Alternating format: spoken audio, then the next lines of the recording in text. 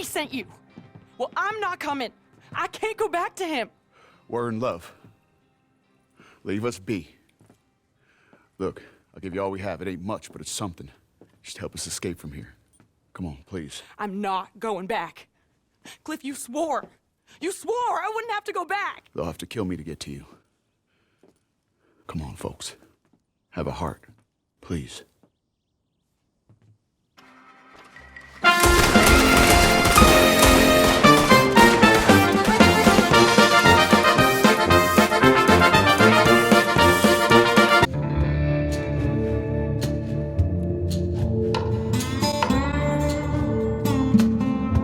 Alright, so I'm taking a small break from Ancestors this week because I want to make sure that I'm making other history vids as well. So today I'm going to talk real quick about Red Dead Online and the history of the early Italian mob in the United States. Alright, so to start things off, I recently played Red Dead Online a bit just to check it out since the last time I played, it was months ago, when it barely had anything to do, and you could expect that if you met another player in free roam, you would be shot if you didn't get the drop on them first.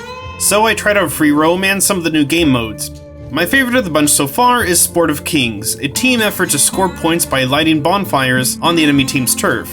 It's fast, it's fun, and only ruined once by some dude on my own team intentionally grabbing the flame and riding back to our side to help the other team. You're always gonna get trolls, what can you do? During free roam, I can say there was not one incidence of being shot by another player. Well, okay, maybe once. But generally there was a low hostility among everybody. Most players just wanted to invite me to their posse so they can complete more challenges. Now obviously, mine was only a small case, the online store is still very expensive, you still only get a few bucks from hunting, but the online modes seem to finally have a decent amount of content in them now, but who knows if players will come back in droves. Either way, Mafia time.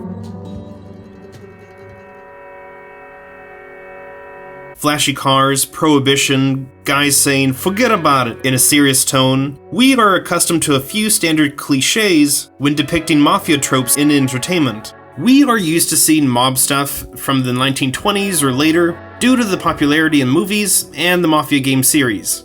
We also expect them mainly to be in New York, or New York-ish type settings. Mafia 3 took a chance and created a setting named New Bordeaux, which is basically New Orleans. And Red Dead Redemption 2 did an older version of that city in Saint Denis. We wouldn't really expect to see a snippet of mob history in a game filled with cowboys, frontier towns, and all things Wild West, but Red Dead showed us a different side, close to the origins of the Italian mob in the United States during the late 1800s. New Orleans just happens to be where one of the largest wars between two rival family organizations unintentionally set examples for how the Italian-American mob would operate for decades to come. In the 1870s, there were several criminal organizations vying for power in New Orleans. Uncle Raffaele Agnello's gang, with a special force named the Palermitani, the Innocenti, at times a violent Sicilian Democratic Party type, and the Messinesi, whose members were generally from the area around Messina, a city in Sicily. One prominent family, the Matrangas, were part of the Messinesi. After years of fighting between the 1860s and 1870s, the market of the French Quarter was finally taken over by the Matranga family, which allowed it to dominate most of the city. It established itself as one of the earliest and leading crime families in the United States, setting the standard for the organized crime model, with soldiers, captains known as capos, and other positions, to create a very structured hierarchy. Red Dead, while not showing the working intricacies of this organization, demonstrates the power these criminal organizations had, with the authoritative influence in politics as well as practically most things in the city. We encounter this organization when Dutch, Arthur, and John need to go ask permission from a Mr. Bronte to get Jack back.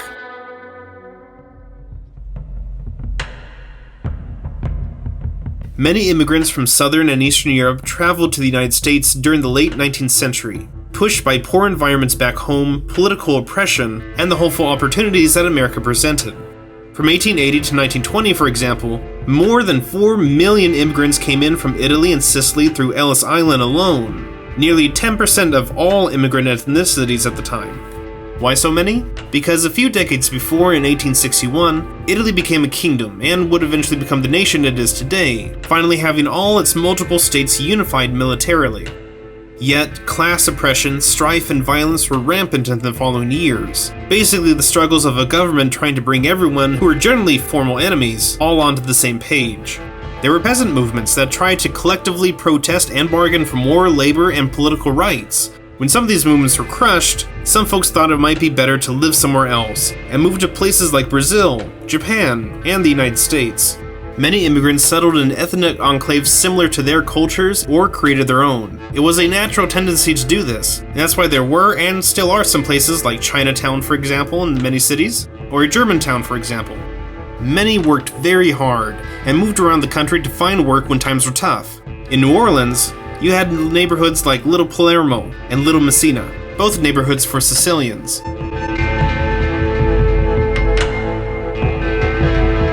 While many of these people were legitimate and did their best to adhere to their new country's laws, some were driven to crime when times got tough. With unionization being difficult, and competition for work with numerous other immigrant groups, not to mention poor African Americans and poor whites in the United States, finding enough legitimate work could sometimes be difficult.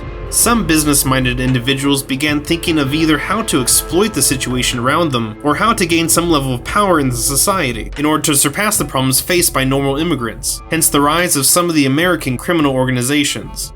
Some illegal activities that these new organizations, or families, began to include were gambling, racketeering, and other illicit pursuits. By the late 1890s in New Orleans, there were two major families with claims and businesses in the fruit markets and docks, which brought in a lot of money. One was, of course, the Matrangas. The other was the Provenzanos. The Matrangas wanted control of the fruit shipping market, and war broke out between the two families. It was nicknamed the War of the Oranges, which was an actual name of a conflict that happened back in 1801 between the Portuguese and Spain. The violence attracted the police attention, and stopped when a popular police officer was killed for investigating it. Public outcry was fierce, exacting its own revenge on the accused assassins when the courts failed to do so, and the war ended. But the Matrangas came out on top, and would control New Orleans for nearly 30 years. Rules began to form on how to organize, and what to do, and what not to do within the organization, like not killing a police officer, for example, because that only brings in more law enforcement. In the game, we get Mr. Bronte. Dutch, John, and Arthur need to do a few odd jobs for him, and Bronte notes several times that how powerful he is, and that it is he, rather than the government, that runs the city. He is connected with high society and law enforcement, whether they like him or not. Bronte's gang is fashioned after the Matrangas, and their power within the city. Since the game isn't focused on them, the gang is not displayed much more than a few missions, but it is interesting that Take-Two Interactive would do 2 games set in New Orleans for organized crime. It makes me wish that there was an Easter egg between Red Dead and the Mafia series, but sadly there is none to see.